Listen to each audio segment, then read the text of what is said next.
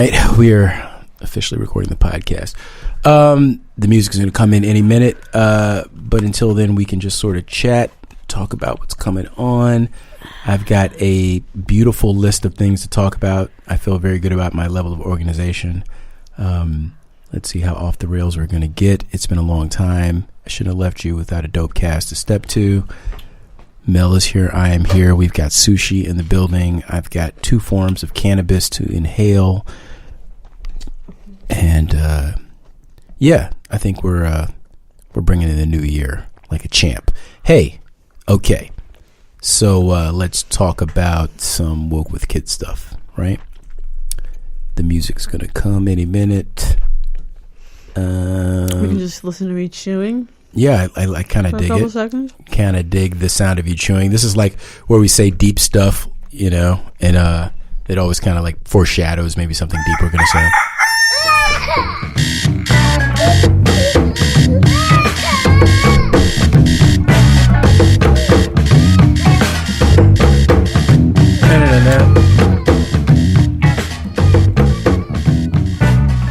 Oh shit, cowabunga, y'all. Hey, it's Woke with Kids. I'm Yaze. I'm Melissa. And we have sushi, as you can hear. And ginger, as you can hear. Sorry, guys. But just so yummy. Sorry, not sorry. Right? We've all been there before. Hey guys, it's time for Woke with Kids. It's us, your favorite married couple out of Los Angeles, with a little bit too much time on our hands, or not quite enough, depending on your perspective. It's been quite a while since we last joined you, but we're here. We're here. Hell, you know, we're here. We're queer. Get used to it. God, so much things have happened. So many. So many ridiculous things. So many. I mean, starting with the fact, let's just start with the obvious, that we're in the middle of the longest government shutdown. It's official. The longest government shutdown in U.S. history. What? This is so... Round of applause. Round of applause, ladies and gentlemen. We did it. Freaking irritating. We did it. Government workers should have gotten a paycheck yesterday. And they did not. They ain't getting no check. And what's really infuriating is that some of these governmental agencies were receiving notices like, oh, y'all should have a yard sale. Or maybe you could tutor. Yeah. There's always Lyft, you know, and maybe you can barter with your landlord, and they'd be willing to. Bills don't wait for a shutdown. Yeah, bills don't get furloughed. Like your mortgage, definitely not. Your rent, certainly not, which Trump would know all about as a landlord. No, he relates, honey. He says he relates to everyone in the hardships that are going on. And if you could just borrow $1 million from your dad, you'll be straight. So, and why are you tripping? No. Yeah, it's really frustrating. I'm sorry, I'm eating sushi now too. Although I did see on some of my credit cards, I was logging in to assess when I can make payments, and the 3 or at least a couple, 2 that I looked at had a little headline saying, "Affected by the government shutdown, click here," so that they'd be willing to work with people on temporarily postponing payments or maybe reducing payments while they're going through this financial hardship, which is good because if they can do that for fires and other national emergency disasters, this is exactly that. Or if a governmental shutdown through no fault of your own should qualify as an emergency, or if like maybe some sort of huge economic bubble bursts and you find like sort of the underpinnings of your industry threatened and the taxpayers bail you out with billions of taxpayer dollars, as a bank, as a credit institution, as a financial institution, maybe you should be like a fucking decent entity and do something like that, which is great. But it's also kind of trippy to find that like corporations are being the responsible party in this. Like the government is fucking out of business and locking workers out and the head of the company of America, which is currently the Cheeto, Orange Cheeto, has locked out all these workers in a classic like fucking, union lockout type shit, which the unions that represent the federal workers are saying and are rightly talking about. They just marched on the White House a couple of days ago, demanding and putting the blame squarely on Donald Trump to get off his fucking ass and let these people go back to work, because everybody is fucking broke right now. We just got out of goddamn Christmas. Do you know how fucking far leveraged everyone is? I'm broke as shit right now. Everybody is broke out of their ass off of trying to make their kids happy, out of trying to make everybody. This was the worst possible Jesus time. Christ. People are just going to be able to get back on their feet and make do until they get their tax return. But at this rate, ain't nobody getting no damn tax return. Yeah, the IRS is the government, y'all. The IRS is the government. So that was one of the big concerns that came out initially, was that, okay, it came out that Trump didn't even realize, his staff didn't realize how much of the government would be affected by a so-called shutdown. That is so absurd. Like, can we get this idiot out of office? No, I think he's president for life now. I think this is, it feels like we've always had Trump as a president and we will never ever have anything but Trump as a president. I mean, it's just so much. Okay, before we totally get into it, are we going to run down some of the other things that we were going to talk about? Obviously, we've got to talk about surviving R. Kelly. We got to talk about surviving R. Kelly. We could talk a little bit about the upcoming presidential contenders. They're throwing their hat in the ring. We can glance over that. There's a couple of people. There's a lot of catching hell. Tons and tons of catching hell. If you guys are at all worried about catching hell, there's lots of that to catch up on. And there's some yes, y'all. Cyntoia Brown. Am I getting that last name right? She was released from prison. No. What? No, she was not released. She will not be released until August. She was granted clemency. Oh, sorry. I'm sorry. She's not out yet. She's not out yet until August. But we can get more into. We can get into the detail. Yeah. We can get into the specifics of that. So delayed. Okay. I do want to know more about that. I didn't know that. Okay. All right. Oh no, she's definitely not out. Okay. So you guys definitely want to tune in and hold on for that. What else? And some cool things happened in the Golden Globes, if you guys watch that. I don't know. There's a whole bunch of stuff.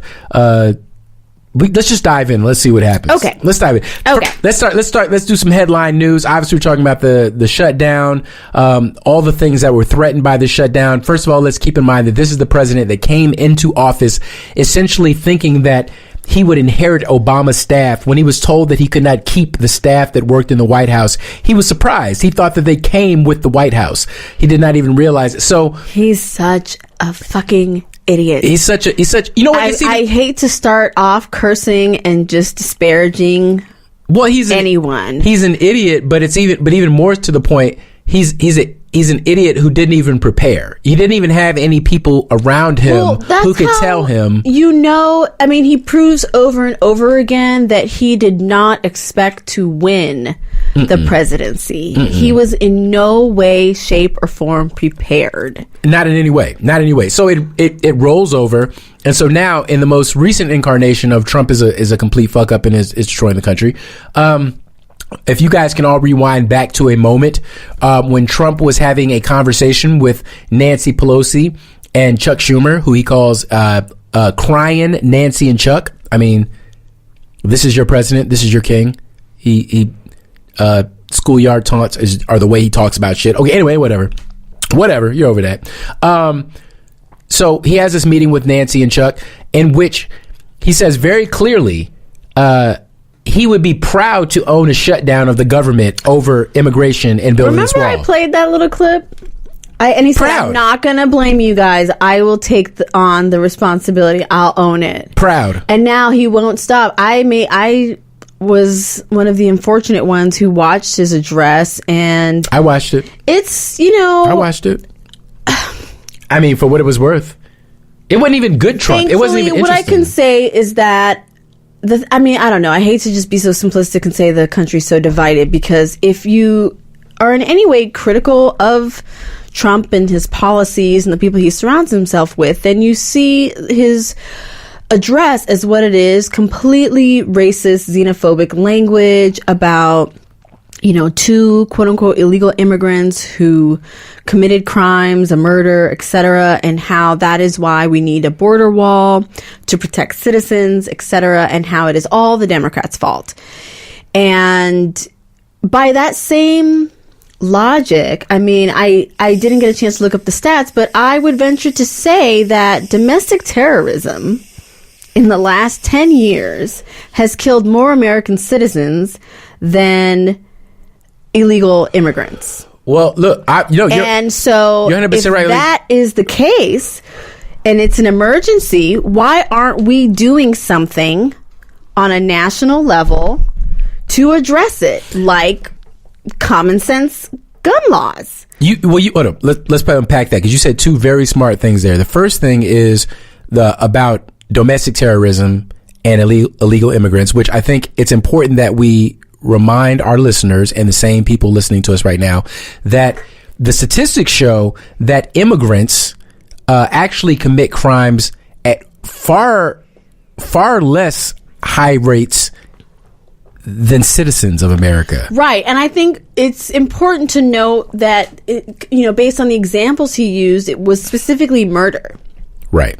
So it's not just petty crimes or robberies or et cetera, et cetera. We're talking murder. So if we're talking murder, and what we are so concerned about are the lives of American citizens, then we should really be coming down hard on the one of the number one killers of American citizens, which is gun violence by other American citizens. There was an amazing a cartoon that came out that was illustrating just that. I think Charles Blow shared it on his Instagram page, but it was essentially, fake national emergency at the border, real national emergency, chalked outlines on the ground from the national gun epidemic.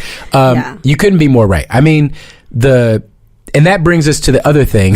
The other crazy thing about this whole scenario is that Trump, throughout this whole stare down, has been threatening, has held in his back pocket his executive option to declare a national emergency and somehow expedite the building of the wall. Let's keep in mind, now this is a good time to remember that the wall that we're talking about, quote unquote, here is what we're discussing is $5 billion for a section of wall. $5 billion will not pay for a complete ocean to ocean barrier. I read a wonderful Twitter thread by a basically court-approved expert, civil and structural engineer on specifically walls. She said, "Am I a wall expert? Yes." And she said, and has been for 10 years, minimum, went to the best school, has her degrees from the best schools in structural engineering. And she said everything that Trump is saying about the wall is complete lie. Because clearly there are no engineers on board when he talks about the design, because none of it is structurally sound. They're not addressing flooding that would occur. They're not addressing damage to ecological life. For any other type of structure like that, you would have to do a series of environmental impact reports to ensure that you would not cause more damage and harm to people's lives in addition to the natural life there. Also, considering the actual job of building something like that, she was saying that most contractors, it would just be, and now that I work for a contractor, it would just be change order after change order, which means it's going to cost way more than $5 billion in order to actually construct something like what he is saying. She also pointed out that basically you would have one contractor to the next not being able to really address the mistakes and damages that would occur along the way. It would go on and on well past Trump's presidency. Also, the way technology is so quickly moving, and we already have drones. We're only a few years away from a drone being able to pick someone up and carry them over the wall. And it's ridiculous to think that coyotes wouldn't then basically invest in that technology. And based on the type of scanning and security we have to observe things like that, without investing any money in that, we would not be able to catch how quickly they would be able to carry someone over the wall. Right. And, so the idea that the only form of border security that we could use right now to really impact what he is saying is an issue, which would be, crossing over illegally, is just completely false, because you can have improvements to border security, which no one is disagreeing with, but the form in which he is insisting it must happen is just riddled with holes and faulty logic, and it's just going to be basically a money pit. It's good. It's a good time to bring up again. You're absolutely right. There's at first it was going to be a concrete wall, a big, shining, beautiful concrete wall from sea to shining sea. Mexico was going to pay for it. Elves would dance on the top. The dragons would never get through. Did you see the video where they were like using a saw to now they're talking. Now it's going to be steel slats because the Democrats asked for it. No Democrat has asked for this. No Democrat asked for this. No Democrat gives a fuck. Okay, steel slats, and then. So they set the Border Patrol agents on these steel slat wall prototypes and said, using only things that you can get out of Home Depot. See how these things stand up. A fucking saw, guys. A fucking saw from Home Depot. They saw through this motherfucker and they're through. And so then the government comes back and they come back and they try to save face and they go, well, the point is not really to stop people from getting through. Anyone can get through anything. It's to give the Border Patrol agents enough time to catch them in the act and then apprehend them. That's completely ridiculous. And I really want to focus on this wonderful clip that our fave and yours, Alexandria Ocasio-Cortez, absolutely, pointed out. And also, while you're getting that, we should also point out that currently illegal immigration is at the lowest it's been in years and years and years. Well, the point she makes, and then I'll play it itself, is that the real issue is not illegal immigration. The real issue that is causing the strain, quote unquote, is visa overstay. Documented is visa overstay. It's not because people are crossing a border illegally. It is because of visa overstay, which, mind you, he's talking about legal immigration. He's trying to restrict every form of legal immigration there is in the United States. Asylum, refugee. Family reunification. He's fighting against the diversity visa lottery. He's fighting against almost every way that people can actually legally enter this country, forcing them to become undocumented, and then he's trying to attack their undocumented status. This is systematic. It is wrong, and it is anti-American. And again, those women and children trying to come here with nothing but the shirts on their back to create an opportunity and to provide for this nation are acting more in an American tradition than this president is right now. Woo! Love it. And it's true. I would venture to say even the examples that he used in his address probably were people, or oftentimes it is people who have overstayed their visa. And as you pointed out in the last episode, the reason why everyone is staying is because they can no longer come back and forth. Yeah, exactly. Like these people don't know. Mexico is a great country. You understand what I'm saying? Oh, I gotta get my mic right. My mic is just giving me so much trouble. So I just think it's really important to point that out, that again, they're creating a boogeyman that is not really the problem, and then they're trying to say this is what will solve it. And meanwhile, it's like the same thing with the gun laws. And then meanwhile, really just ignoring what's really the issue.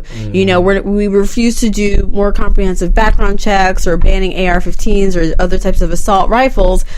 And, want to talk about all these other issues instead of really getting to the heart of what it is. There we go. And so it's more likely to be something like funding for that governmental agency, provide more people to then follow up on visa statuses, or more people to help process people at the border, whether they are seeking asylum. I mean, again, if you come right up to border control, you're not trying to come here illegally. You're not illegal.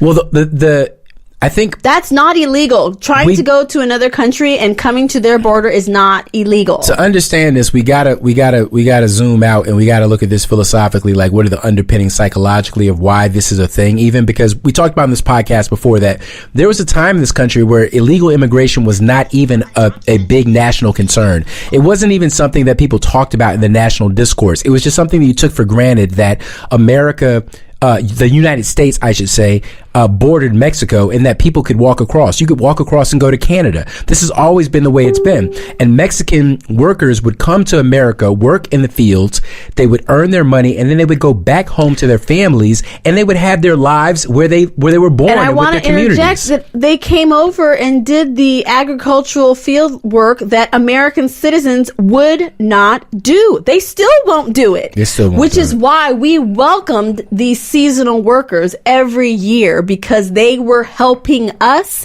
and they were also helped by it. So this is a problem of our own design. Well, it really shows that it really the cornerstone of free market capitalism is competition. The idea is that if you have a good idea, or if you have a good idea about how to operationalize an idea, or you have a better idea how to operationalize an existing idea, then you can enter the marketplace, you can find capital, you can find workers, you can take a risk, and you can expand on the economy and make a stake, right? That's the idea of free market capitalism. But the real truth of the matter is that behind free market capitalism is the same sort of fear and self-serving paranoia that gave rise to all the other aristocracies of history, of human history. And so that what happens is that instead of the system standing for honesty and fairness and access for the general man, the average person, average man or woman, what happens is that the people who already are inside start building up walls and start building up rules, regulations, and codes and edicts of conduct and manners and all this stuff that indicate you are an acceptable person to do business with and you are not an acceptable person to do business with. And it's the same shit when it comes to immigration. So now, I want to bring this in the context of China, which is something I want to talk about tonight too as well. But in China, I learned that the word rival, which we use often in America, in China actually means enemy. So it means somebody you want to go to war with, somebody you want to annihilate or destroy. The Chinese do not consider us rivals. Instead, what they refer to us as is competitors. Do you understand? So from their perspective, if you read their media and read some of the things that they're discussing, the way they're interpreting America right now is that all of a sudden America, which has always been championing free market capitalism and anti-communism and everybody should compete and have the best idea and the best idea should win, is all of a sudden picking up its goddamn basketball and saying, I don't want to fucking play anymore. China is too hard. China's cheating. China's cheating up in here. China's stealing all of our ideas. They're stealing our startups and making others. And it's like, yo, that's capitalism, motherfucker. I mean, when black people came out with rock and roll and fucking Elvis stole Hound Dog, you know what I'm saying? Niggas was like, yo, what's up with that shit? And white people was like, hey, son, what can I tell you? Chuck Berry just never. This is just what people want to hear. God is due. And I don't know why you guys are upset. This is just capitalism. The best song won. So anyways, yeah, I just want that. That's really what it is when it comes to so-called illegal immigration, is that not only because while they got you focused on the so-called Mexicans or South American gangsters or all that shit or whatever who are trying to come across the border, what they're really trying to do away with are H1N1 visas. What they really want to get rid of are all the Indian and the Hindu dudes and the Arabic dudes and the Asian dudes and the Chinese dudes who are coming over here and taking all these Oracle jobs and these Amazon jobs that us lazy ass Americans won't do a year of calculus for to actually get fucking good jobs. That really points to is our education system. Like, can we get that $5 billion and invest it into the education? Shit, $5 billion is probably minimum what just the Los Angeles Unified School District would need to stave off this strike that's about to start on Monday.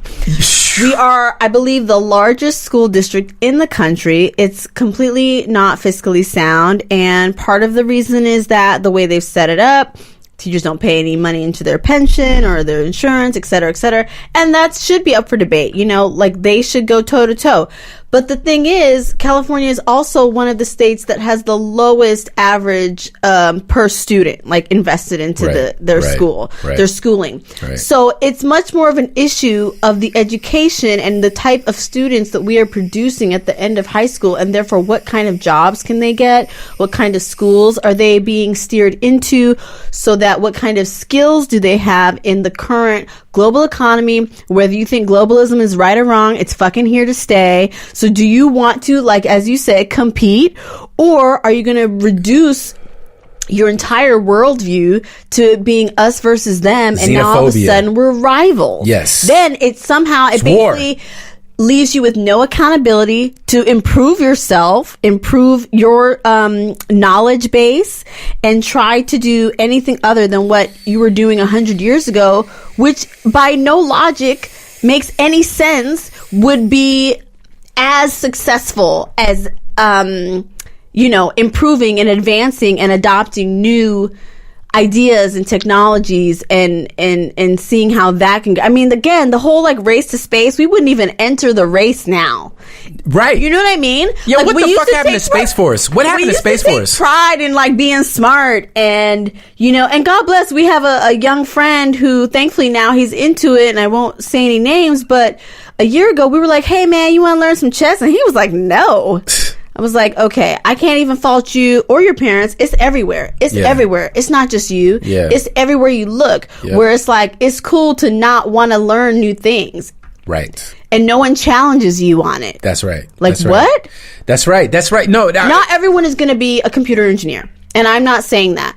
Yeah. I think what we need to do is adjust our perspective and give respect where respect is due. If my garbage didn't get picked up, I would be really unhappy, and our entire neighborhood would immediately be affected. So I give I wave every Monday to my trash collector because he does honest work, and I appreciate the work that he does. Same with the plumber, same with electricians. I mean, when you get licensed, and you can like make six figures. How come we aren't telling students that? Even not everyone has to go to a specific college and go hundreds of thousands of dollars in debt to then learn a task that is potentially being done better by people in other countries, and or leaves huge holes in society for other types of jobs that we really need. We need to go back to giving respect and props for all kinds of roles in society. It's the can we appreciate teachers? Pay them. Can we appreciate, nurses? Just whoever. We need everybody to make this shit work. I'm gonna be real. I feel like honest to God, most people, normal, ordinary people don't have a problem being a custodial engineer. Most ordinary people will take that fucking shitty ass job. Like there are people out there doing these jobs right now, federal workers, for free because they're furloughed, but they gotta work. They're going to work for nothing right now out of a sense of duty, and they're swallowing that shit. So like there are a lot of people out there. I mean, I agree with you saying 100%, but I feel like what the message that's got to get out there is that most of y'all is not going to make it as reality stars.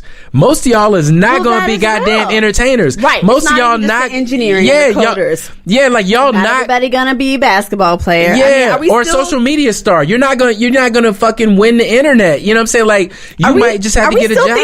Are we still thinking that? Are we still on that? Hoop Dreams came out. That's like the new lotto. That's the new lotto. The new lotto is like, I'm going to fucking ball out. Like Hoop Dreams literally came out like over 20 years ago. The internet has poured gasoline on that shit. The internet has poured gasoline on the idea. And that's why it's so frustrating when you see things like Kylie Jenner, for youngest self-made billionaire. It's like, no, she not self-made nothing. Mm-mm.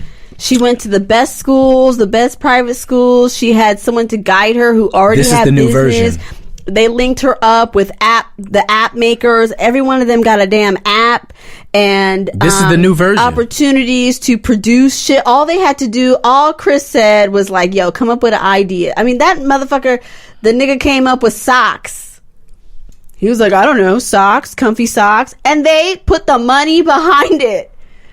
And had him out here selling luxury socks, whatever the fuck that means. Listen, you know who doesn't give a fuck about these socks? The people who aren't going to get their food stamps. Right, because so it's what I'm government saying is shutdown. none of that is self-made if you have money to start off with. Similarly, same with Trump. If somebody gives you $1 million to start, that's not self-made. Yeah, you want to know what else? You want to know who else? Self-made is when you start with $1. You know who else is self-made? These prison guards, federal prison guards who are not being paid by the law and order president because of the shutdown, who are being encouraged and they're working as Uber drivers to try to make it. The whole thing is ridiculous. I love the TSA who was calling in sick. Like, you know what? Something happened. Listen, I can't come in today. So I mean, and not even just because of the, and not even just because of the principal. Sometimes it's because they don't have the money for transportation. All of the it's above. Like, so what do we do when the airports are not safe? When something happens at the airport? I got on a flight. I just got on a flight. TSA. I just got on a flight, and outside of LAX, the protesters had been out there earlier with signs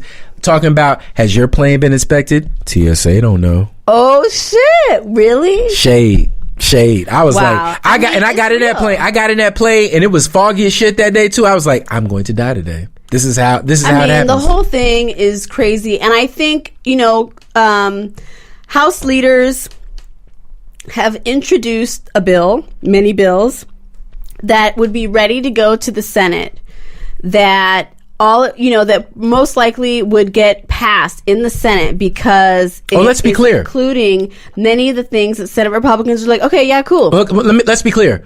The original budget passed in the Senate 100-0, and then Trump was about to sign it, and then Ann Coulter or whoever the fuck said, no, don't, and he decided, okay, I won't.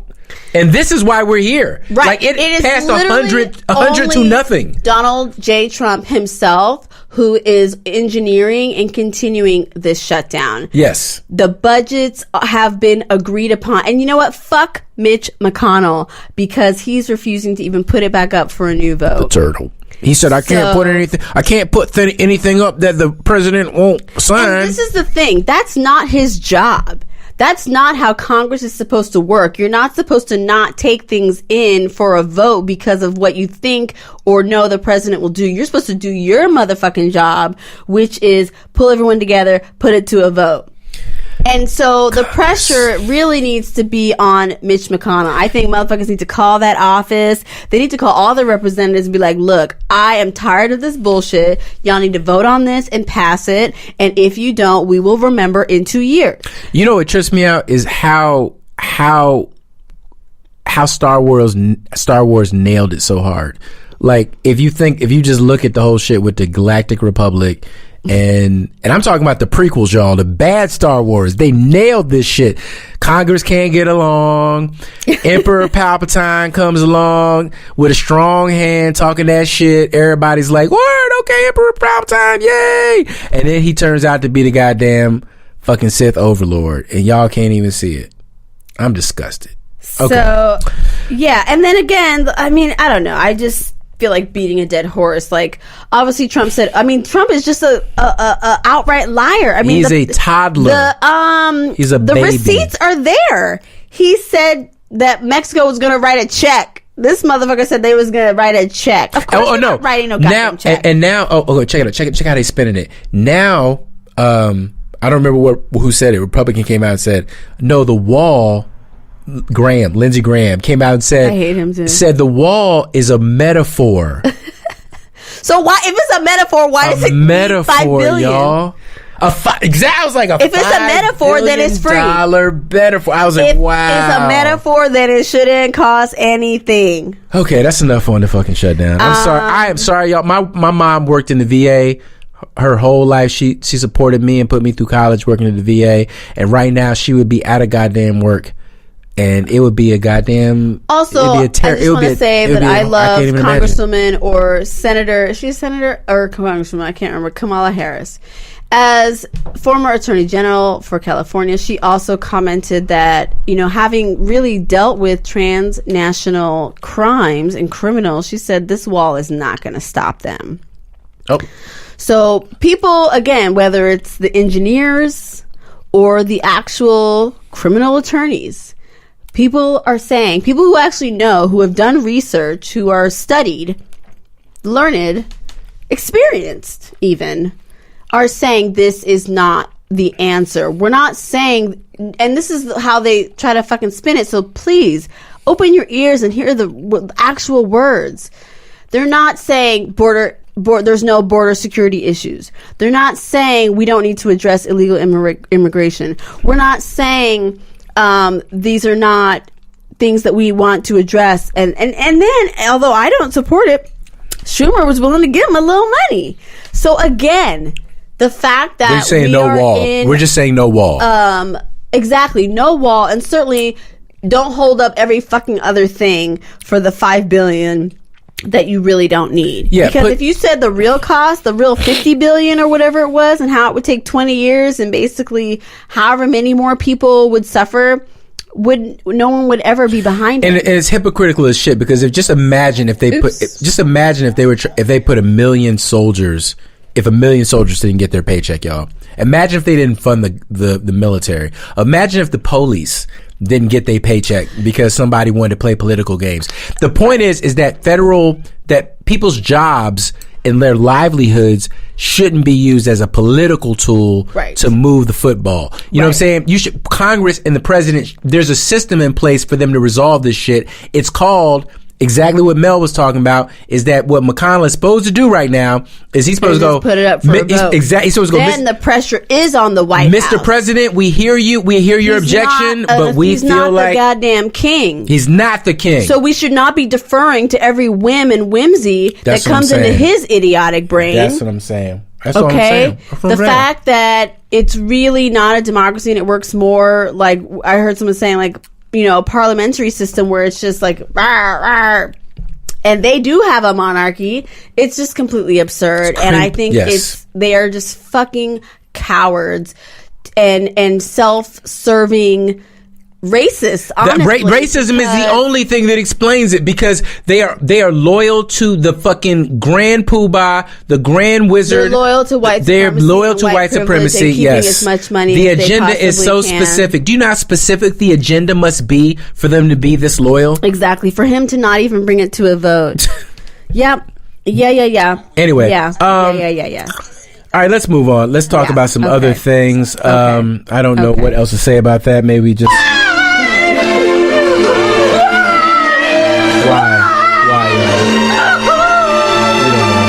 Oh God, can you find it? There was a great commencement speech that Donald Trump gave. Have you seen it? Where he is encouraging graduates basically of how to overcome obstacles. Say commencement speech. And wait, let's see here. Yeah, okay, that one, the one about fact check. Okay, no, the Washington Post. Oh, I don't know. Did Snopes say that it was not true? I don't know. Well, let's play it first. Okay. All right, we're going to play this thing here. We've got to lighten it up a little bit. So this is Trump. This is Donald Trump. 2004 commencement. Yep, sorry, you Instagram people, you won't hear it because we don't have that. We're not that. But I can't hear anything either. That's because it's not. Okay. And I know Donald Trump understands this because of this video we found from 15 years ago. Don't give up. Don't allow it to happen. It's Donald Trump talking. If there's a concrete wall in front of you, go through it, go over it, go around it, but get to the other side of that wall.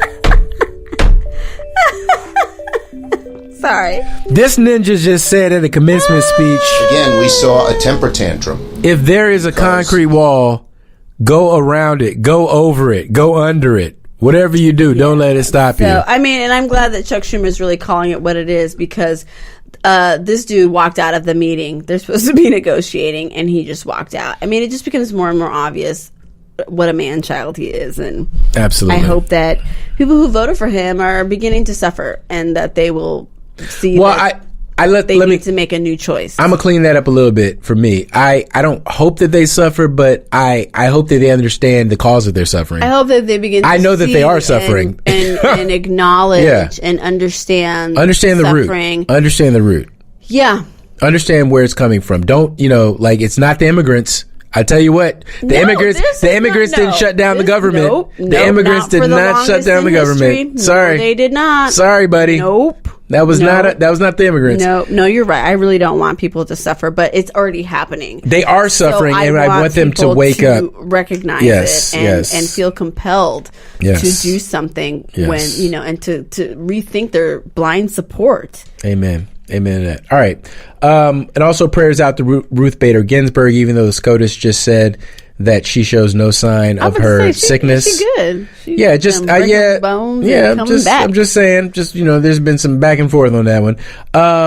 What else? R. Kelly.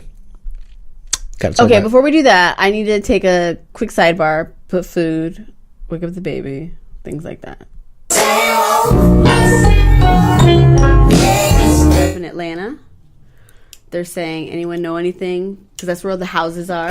And studio, and they're inspecting the studios because they suspect he might have converted him illegally into like residential type shit. And then also Chicago is like, hey, if you know something, say something. Freaky. And so they're asking for tips in Chicago as well. And then of course there's all the people that are like, what about the white people? And it's like, this is not a good approach. So we can debate the merits of that. Is it okay because white men get away with it? Right, exactly. And then I think it's a good segue into basically how black women just get shit on, because even with the little girl with the drive-by, everybody was like, oh my God, find this white dude. Oh my God. And then turns out it was two black dudes, and we literally are like, oh, okay. That part was crazy. That hurt me. For real. It was like, oh, really? So we just are cool with it now? Or how, I don't know if you want to talk about how Chance basically admitted that he was okay with working with R. Kelly because it was black women.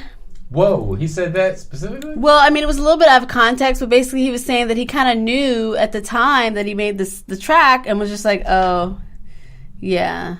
Oh. But now he's like, I feel differently. Black women deserve better. So he's basically admitted that he didn't care before because it was black women. Glad to hear that, I guess. Lady Gaga had to come out with an apology and removed her song that she did with him. I did hear about that. But I haven't heard anything about like throwing some money on it, on the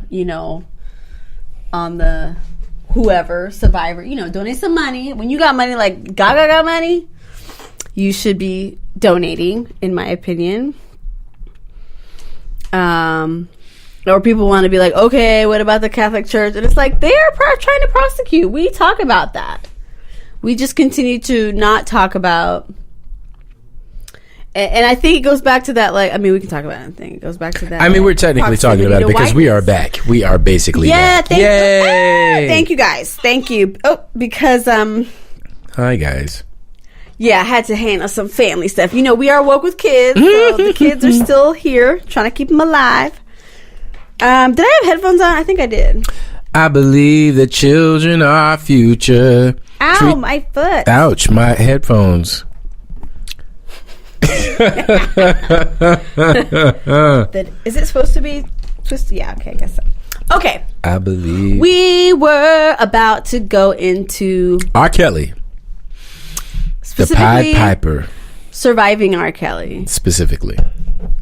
What is okay? First of all, let's just say I got a hot take. Okay, can I just get this out? I have a especially hot take. All right. Okay, guys. I know a lot of people are not going to agree with me here. I know a lot. I'm going to get a lot of hate mail over this, but I just want to take. I'm sorry. Okay, never mind. I just want to take a very, very. I want to step on a ledge here, and I want to say, you know what? Fuck R. Kelly, guys. All right, I just want to say that for the culture. There was a great video of this gentleman basically talking about how he's deleting. Going through my playlist right now. Not in my house. Not in my house. No. And basically in the video, his face is like distraught. He's basically exemplifying the conflict that.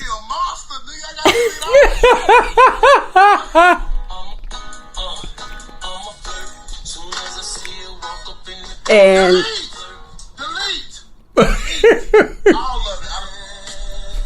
He's crying. So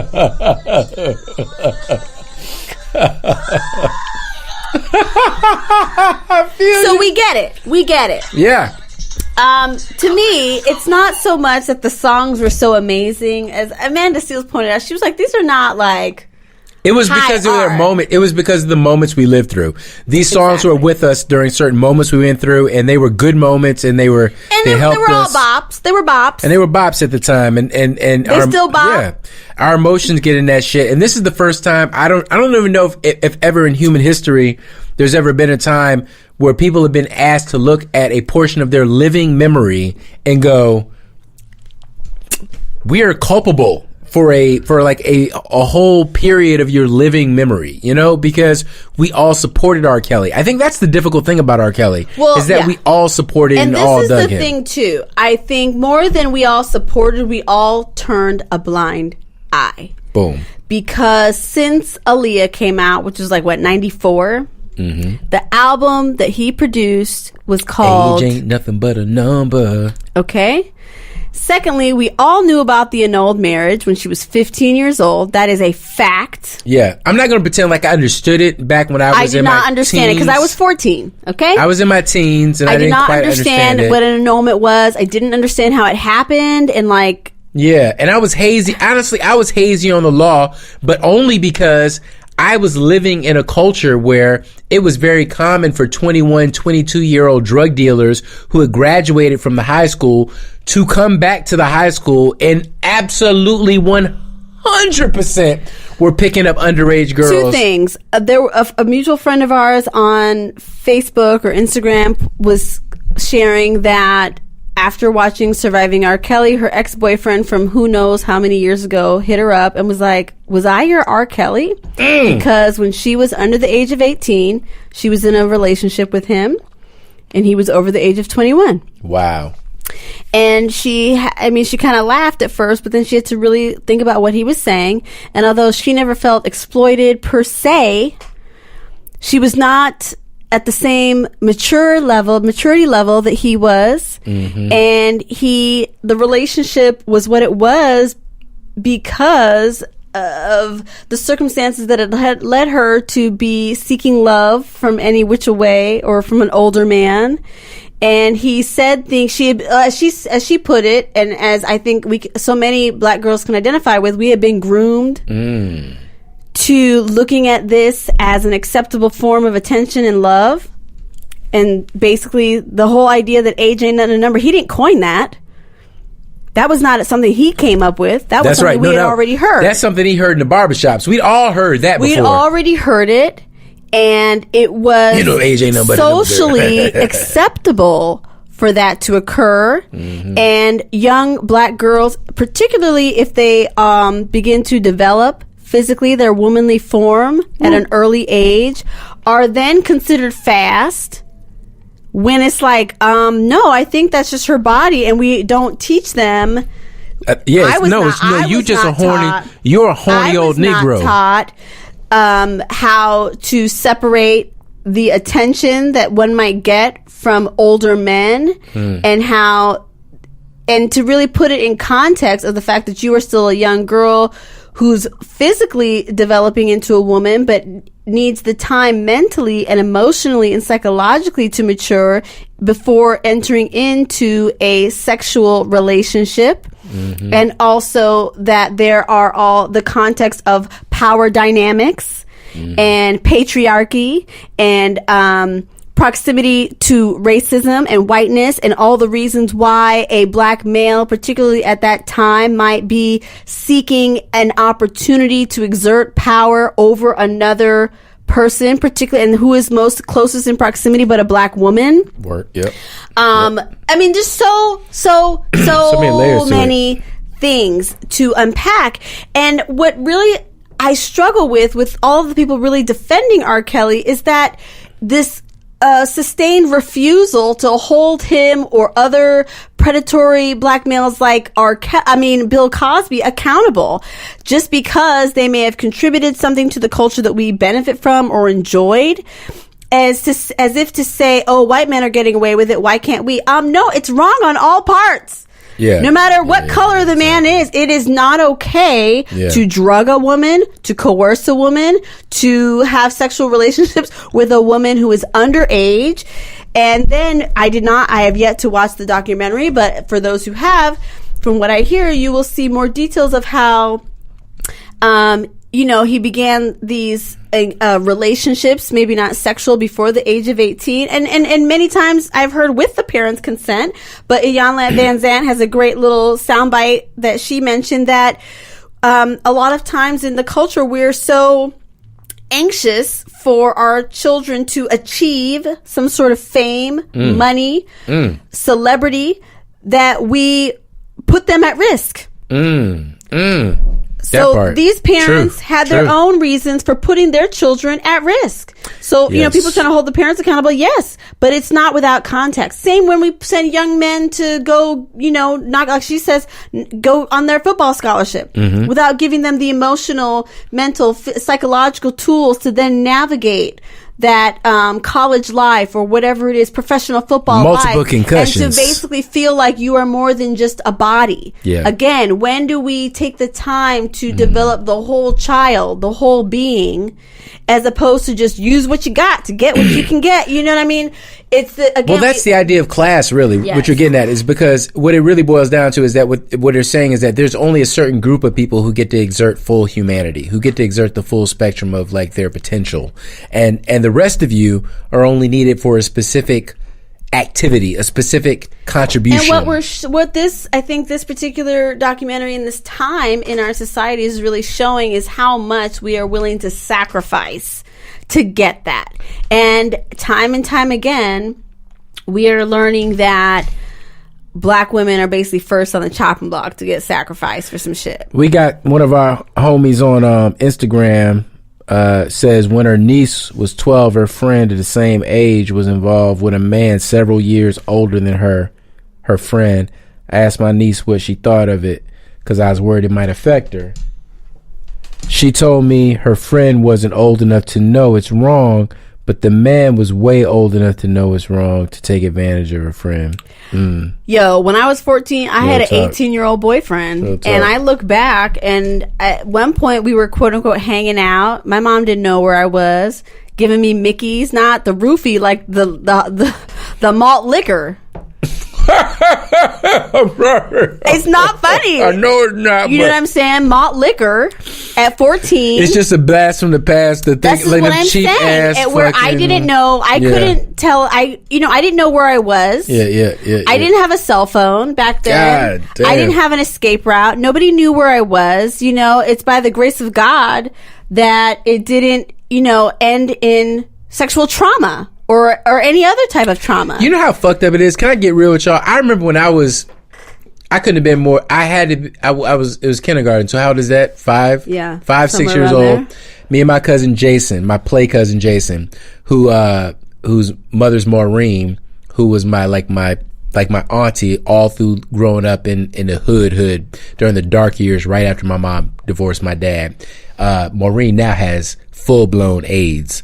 And so yeah, she had a good time in life. She did all the drugs. No, it's terribly unfortunate, but it's like she lived the hardest life and partied the absolute mostest. She did everything she could do to go out in a blaze of glory. And it's just interesting that her son Jason and I, we had a period of time where we were very close together. And almost every memory I have of this guy is like some outrageous, outlandish, like dangerous, pseudo-sexual, on the border of awakening type of weird homoerotic thing. This is the thing. We have yet to, I think hopefully parents now are starting to really be willing to have the conversations. My mother didn't even really say the word sex to me until I called her at 27 and said, I'm pregnant. Okay, she didn't say the word condom. And then she had the nerve to say, what about condoms? Honey, you're 10 years too late for that conversation. You better pray to Jesus and thank God that I'm 27 telling you I'm pregnant for the first time. and able and in a position to take responsibility, and with a partner who was also going to take responsibility. So we have to get over the uncomfortableness of having conversations about sexuality. We have to address the differences in how we raise our daughters from our sons. We shelter our daughters. We tell them that we don't teach them about their bodies and how to have ownership so that they can say no. And we don't we don't separate. Our children, look, my kids don't have any mystery about all the various ways that you can die or be destroyed or be blown up in some explosion or eaten by a symbiote or struck by lightning or be some natural disaster or, tsunami or some shit. They know all that shit about life, right? But they don't know, and not that they won't, but they don't know anything about sex. And sex is such a huge part of what we are as beings, and there's so much mystery we leave to it because we're so ashamed of it because of the way we were raised. Yes. And we have to demystify this shit. We have to demystify it because it's not that mysterious. It shouldn't be this fetish. It shouldn't be this. We need to use the correct names for the correct body parts so that if they are being touched inappropriately, they know. Yes, they need to know what boundaries are, what the concept about, what the concept is, age, to having to consent. give someone a hug to say thank you than to associate whether or not they want to, because then now they are associating some sort of physical contact with any type of appreciation. So if somebody buys you a drink or takes you to dinner, you owe them some sort of physicality. This was some fucked up. This is one of the fucked up things of growing up in the black family, is at least in the black rural family, an American black rural family, as I grew up, was that shit was give your auntie some sugar and be like, I don't really want to, and they would it'd be like, it doesn't matter what the fuck, it didn't matter what you wanted. We don't want to listen when someone says Uncle so and so touched me. Right.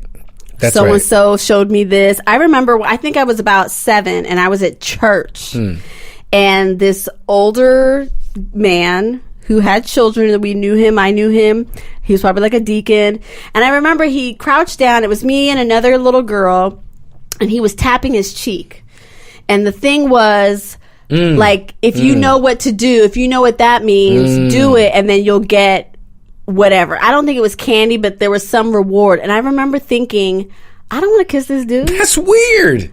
I was like, why would I kiss this guy? Hell no. Okay. And then I remember, I was a very bright child, and I remember I played dumb. At 7 years old, I had the wherewithal to know that I felt like I couldn't just say, I don't want to do that I felt the coercion at 7. Yeah. I didn't want to kiss this dude. So I had to pretend like I was fucking dumb. It was so obvious what he wanted. And the other little girl was a little bit younger, and it took her a minute to figure it out. And I remember my mom and sister were looking at me like, Mel, we know you fucking know what the hell is going on. Like, you so bright, you so smart. I played stupid as hell. Like, I don't know what he wants. It's like, I do know what's going on. And then I did not. So I was not the first to kiss this dude. And I didn't get the whatever. I didn't get the reward. This was at church. That's nasty. This was with and surrounded by other people at church. There's so much one person intervened to say, you know what, this kind of isn't appropriate, or let's not pressure them and somehow associate this physical affection when they may not want it with getting the reward. Yes. And I didn't really remember that until this whole thing kind of came up, and think about how it starts so young. And my mom everybody was there, and not one person was like, it's okay if you don't want to kiss him. That's right. Not one person gave me the eye and said it's okay. That's right. Not one person gave me an out. I had to fucking play stupid. They would act like they were embarrassed about your bad manners. Right. I'm like, what? What? That was the conversation after. Like, you didn't know what to do. What? It was like a thing for them. Like, oh, you couldn't show how smart you were. Yeah, who the fuck are you? By getting the inference, and the whole time, and I still, even then, to my mom, my sister, I didn't feel like I could say, oh, I knew what the fuck to do. I just didn't want to. Kiss him. I peep game. That was nasty. So again, it's something you internalize, but it all comes out. Everything you internalize is gonna come out, y'all. There's been so many conversations I've had on Facebook hey Nigel. Hey, girl. There's been so many conversations I've had on Facebook that have been so shocking to me from black men, because I live in a bubble that I live in my own mind, and I just assume that everyone is at least the level of decent that I am, and I know my level of, I know the decency. Maybe I have a, I don't know. Maybe I have a high standard for this shit. Maybe it's maybe it's relative. All I'm saying is that my standard is do no harm, and whether it's intentional or not intentional, you know, it doesn't matter if you mean to step on a fucking grasshopper. The grasshopper is still dead. That's why those Buddhist monks have those brushes that they're sweeping insects off of their path so they don't dare harm a living thing. You know, like if you're committed to the real thing, you're committed, right? So I know my path is a little bit maybe steeper than others, but I'm just always shocked. So like when I brought up to you today, you know, like I read Teray. Right. So let's go back to the documentary. Yeah. Directed by Dream Hampton, the writer, journalist, activist. Yes. Celebrated. And immediately there was criticism because she had Touré as well as Charlemagne speaking in the documentary. I hear the baby. I'm going to go check. Okay. And immediately the controversy was that how can you have these other men who were also accused of sexual assault, sexual harassment, sexual misconduct, sexually inflammatory tweets, et cetera, as somehow speakers and criticizers of R. Kelly when they have done something in the same vein. And as she points out, she said, I didn't know. Now, in my opinion, yes, it is only a Google search away. And in the age that we are in now, I mean, basically everyone should be vetted on social media in some way or another, and on the internet, et cetera. But it should not completely take away the validity of the women's testimony. Again, even the documentary, which is detailing how this man has been a predator towards Black girls and young Black women, somehow some people are finding the gall to say that throw the whole thing away and finding fault with a female director more than the male who is being accused of the misconduct, many of which has been documented by court cases. So the fact that we find more fault with Dream for not doing a certain amount of research than the R. Kelly is being held accountable for is absurd. No. One does not cancel out the other. Should she have done more vetting before having Touré and Charlemagne? Yes. But should R. Kelly get a pass because she didn't? And no. That does not take away from these women's testimony or the fact that Catholic priests are getting away with it, or this white man got away with it. That is the most ridiculous argument. And I don't know if you touched on it, because obviously I was inside with the kids who, and the whole dispute was Langston would not turn on the iPad for Ellison. So I reoriented his mission. I said, your mission for the next couple of minutes is just keep him occupied. So did you put it on? He put it on. I didn't even know how to put it on. Yeah, only Langston knows how to do it. But one of the other things, I don't know if you touched on it, but also like another vector of the criticism has been at R. Kelly's ex-wife showing up in videos as recent as the last couple of months or whatever, singing his songs and talking about he's a genius, whatever. And I did not touch on that. Well, yeah, but it's just like, people have honed in on that, and it's like it's as if nobody knows what it's like to be bullied or intimidated or like to be truly complicated feelings, or to even have complicated feelings. And as well, again, there is something called trauma bonding. You know, the Stockholm syndrome. I mean, there are ways when abuse is sustained, it's not always physical, and emotional or psychological abuse is sustained, you begin to believe some of the lies. There used to be a time about yourself. There used to be a myth. There used to be a myth about the caveman. He would go find his bride, hit her over the head with a club, and he'd drag her back to the cave, and then he'd lock her there for like a couple of days, and that was the honeymoon until she fell in love with the big strong caveman that conquered her.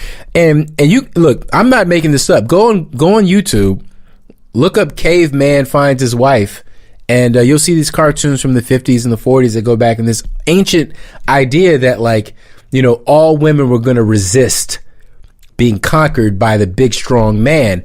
And what R. Kelly is really, if you want to strip away all the sort of the entertainment factor is that he thinks of himself as a pimp. He thinks of himself as a manipulator of women, as that he's not doing anything wrong. He has fairly broken these women down in his mind. And also, and that they are now his property. We would be remiss if we did not at least touch on the fact that R. He's crazy. Kelly was also a victim. Right. Yeah, yes. Thank you for, yes. I mean, this that is where I was going with this. Overstated. That's where I was going with this. And the reason he has this control fetish is what it boils down to. This control fetish is because he was clearly the victim of some sort of abuse in this regard. And when you look at the testimony of his brothers, he blames the P video on his younger brother. Then his younger brother comes out and is like, what? Hell no. Then his older brother, trying to defend him, says some shit like, my younger brother dumb as a motherfucker. R. Kelly offered him all this money and a record deal. He could be rich right now if he just took the rap. And it's like, are you defending your brother by admitting again, that this goes back to kind of what Ilyana was touching on, is that the acceptable risk that so many people were willing to take for money, fame, status, access. Yes. For whatever they view is really not acceptable. It's not acceptable. Yes, it's gross. Or like his daughter was coming out and had a statement, and it was like, a monster is a monster. Yeah. He'll find a way to destroy whatever he touches. Well, look, I mean, how can you blame any? I heard a lot of people. When I say conversations on Facebook, I mean people I'm related to. These are people in our family, talking about stuff like that. They did see these girls as more scandalous or more debauched than the average girl because they were willing to do these things for fame or for. It's like, that's a real perspective in our community that needs to be stamped out, because I mean, we all hoes, y'all. I'm a hoe. I'm gonna be at work at Monday morning like there's a gun to my head. This is what the comment was. Nobody had a gun to any of these girls' head. Nobody has a gun to my head when I pay the rent, but I know what the fuck is up. Like, what the fuck is up with these arguments? Like, we don't understand that there are that we have obligations that make us do things outside of our normal wanting to do things, that there are things that affect us, that money is real. So, I mean, we could go on and on. Yeah. I just think it's worth noting that the state's attorney in Illinois is calling out, State Attorney Kim Foxx has called on any R. Kelly accusers to come forward. I mean, basically everyone from Chicago has a story about seeing R. Kelly down at the high school, at the McDonald's near the high school. They've also been looking into opening an criminal so nasty investigation in Atlanta, Fulton County, where I guess his studio or his home, specifically reaching out to one of the women who escaped his home. It just might be time to. I think it's time's up, y'all. I think it's time's up. Yeah, time to pay the piper. Yeah, the Pied Piper needs to pay the piper. So what's the latest I read? Oh, he's seeking medical attention for severe panic attacks. Yeah, that's not about right. You should be. That's panicking. not about right. You should be panicking because at the very least, let's put the shit up in court. And Georgia is inspecting his studios, and because people have reported, women staying there and sleeping there, and it's against the law. And it's always the case that these incredibly pathological criminal masterminds are brought down by some petty shit like this that gets in the back door. It's the mobsters who get caught up on taxes. Evasion. You know what I'm saying? Yeah. So he'll definitely be caught up on having put a fucking master bedroom in his fucking studio. And the whole thing is just it's really just heartbreaking. Yeah. Everyone is hurt and damaged and suffering, and I don't understand all of this excusing and making excuses as opposed to it's like finally addressing white supremacy and racism in America. It's like we can't keep pretending like it doesn't exist. We can never heal or move forward unless we begin to have the conversation. We begin to look at our own complicity It's hard and very painful to do. Yeah. But it will continue to happen in these ways and more and worse if we never, or if we continue to refuse to say, okay, I fucked up right there. Yeah. When I let you go over there, when I gave permission, when I drove you there, when I went with you, because let's say Langston wants to go to something and we go with him. And then at one point we let him go alone for several hours. Are we still there really protecting him? I can't even imagine it. Like the whole time you're there, you're only trying to rationalize what you're doing there. Yeah. Because you know that you have sanctioned them being out of your protection. At what cost? At what cost? That was why I was even tripping about letting him go to that slumber party for a parent I hadn't met. One of the number one ways that pediatricians say that abuse happens or being exposed to sexual content at an early age is at a slumber party. Especially if you don't know the family. I believe it. You know what I'm saying? I'm just saying it's constantly there. I'm not one of those like helicopter parents and it's like, oh my God, you can't do anything. You can't go anywhere. But I do believe in my due diligence. Sure. To assess any potential risks. Yeah. That's why as soon as I met her, I was like, yeah, she cool. She had them burn things on the solstice, which is what I was doing. So I was like, oh, I think I like her. Yeah, she could know. But I didn't know. I didn't know ahead of time. Yeah, if I would have got there and I'd have caught a weird vibe, I'd have been like, if it had been dirty or it was like that's why too many dogs or cats and before you shit. even went, I said, you take responsibility, and I trusted in that. Yeah. You had your head on your shoulders, and if something seemed amiss, you weren't going to let him go. Yeah, I'm on a swivel with that shit. So, and I knew that at that time I was not able to do my due diligence, which is why I was like, I was just going to say no, or why I did just say no. Okay.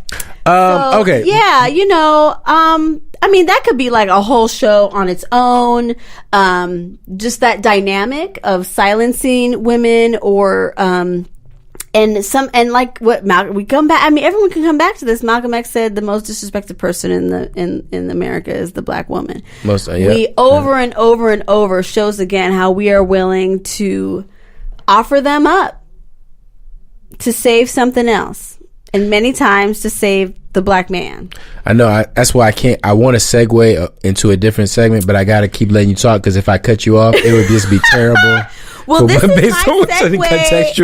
my segue briefly to talk about our young girl who passed away. Oh gosh. I mean, maybe we're not calling it catching hell, but the whole R. Kelly is catching hell. It is catching hell, so we're definitely in the catching hell segment. So let's talk about what's her name, Jasmine.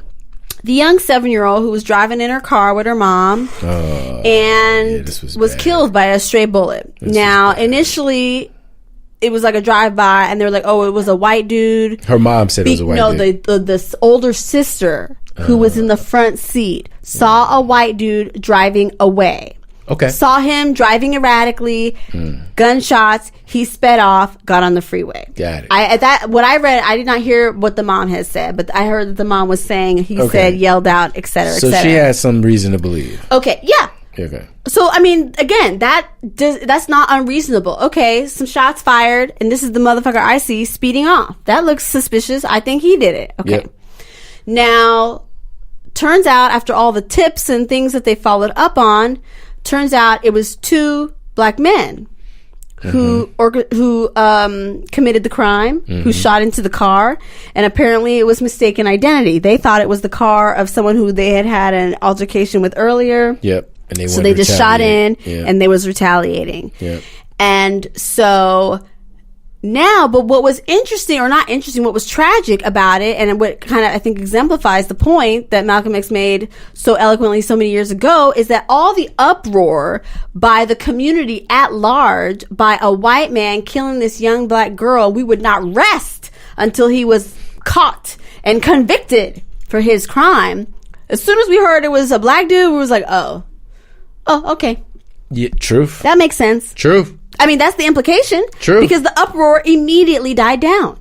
That's right. Fucking immediately died down. What the fuck are we talking about here? A young girl, 6 years old, with her entire life still ahead of her, was still gunned down senselessly. Yep. Yep. So, I mean, not even like a thank God we caught them, you know, kill them, burn them, whatever we would have said if it was the white guy that we wanted it to be. Yep. Now we're just like, oh, okay, we'll leave it to the justice system that may or may not offer justice. And certainly, so again, the anger and the righteous anger that we felt is not there when the perpetrator is a black man. And we as a community have to fucking look at this dynamic and begin to break it apart, so that if it's an R. Kelly or a random black dude who's shooting, or Bill Cosby, we say that is still fucked up. The same way we want and rightly should go after the Harvey Weinsteins, the Louis C.K.'s, the Donald Trumps, the Woody Allens, the Catholic priests. I mean, the list goes on forever. Not one is better than the other. No, it's like, you're right. It's the new way in which we have to be woke, because the dynamic isn't going to change. As long as we're black people living in America, there's always going to be a sufficient threat to us as a people, as black people, that we can always justify some sort of ignorance or some sort of turning a blind eye to go, well, we'll deal with this when we're free. We'll deal with this when we've overcome white supremacy. We'll deal with it. You know, we're never going to overcome white supremacy. Not at least, I don't think in my lifetime. No. So, if we're waiting for that, then we're essentially condemning a generation and all the generations before and after, to just, you know. Yeah, we can't do that. I mean, you know, I think the title of this book over and over again really nails it. All the women are white, all the blacks are men, but some of us are brave. Meaning basically, black women, we still here. We trying to do the damn thing, but we are the very last in the conversation. We are the very last to be championed. And in these cases, for the righteous anger of justice to come down in our defense. All right, there's that a whole book is. I always did like that turn of phrase. Well, yeah. Who wrote that again? It's a collection of writings edited by Akasha, aka Gloria T. Hull, and also Patricia Bell Scott and Barbara Smith. I never knew that. Editors. I never knew that, actually. I never knew collection. that. It would be something you would find in a Black women's studies. Yeah, I've always seen the title, but never really. There's also a radio show. Okay. That takes a portion of that title. That's dope. So yeah, and it just relays again how people have issues with the Women's March or feminism with a capital F, because it centers white women and just on and on. So I'm not here for any of that. And hey, if you've been doing dirty, I mean, it's time to start to hold yourself accountable, because we coming for you. That's all I can say. Everybody. Well, let me get through some of this, a little bit of this sketch, and I won't dwell on a lot of it. It's just some sort of a couple of headlines. A woman in a coma gives birth.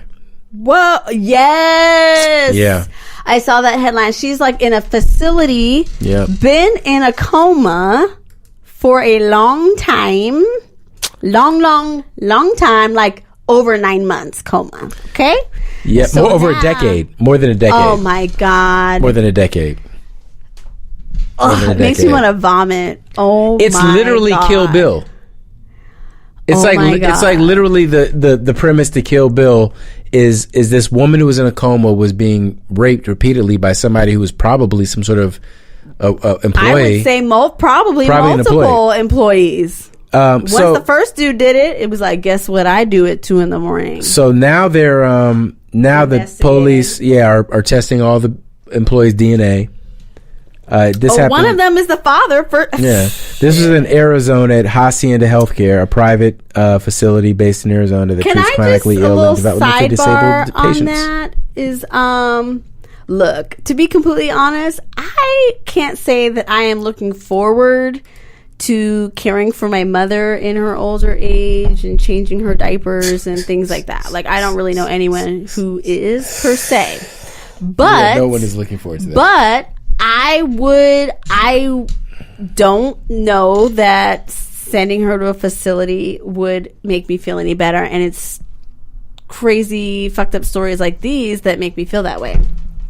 So it's not that there aren't some facilities that have, normal people working there who genuinely care, but it is, I think, very difficult to really find the right place. And I think that to even a small degree, we also need to look at as a whole, as a society, how we treat our elders, olders, people who need assistance in their day-to-day lives, who are in our families. And I don't think it's just, I don't think all the responsibility really can fall on just one person. There's financial, if they wipe emotional. Your doo-doo, you gotta wipe your doo-doo. No lie, it's a lot. But again, can we start to have a larger conversation about how we care for people as they age? Absolutely. And not that this woman was old, because clearly she was a young woman, but yes, all of that. Oh my God. Diamond and Silk are Shuckin and Jivin. Woo! They got a show. I had that. And they are actually... you ready? Hold on, I can play it. Play that bad boy. Diamond and Silk, they're here.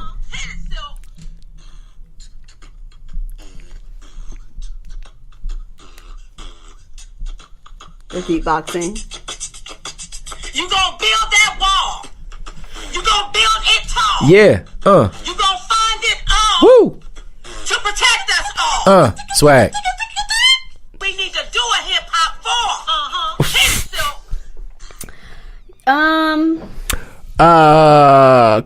Somebody come get your auntie. Somebody knows who these women belong to.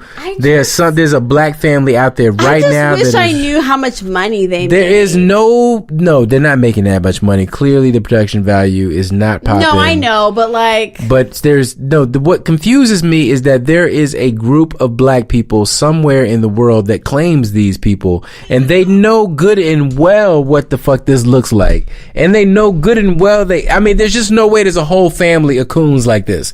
There's just no way. I just refuse to believe it.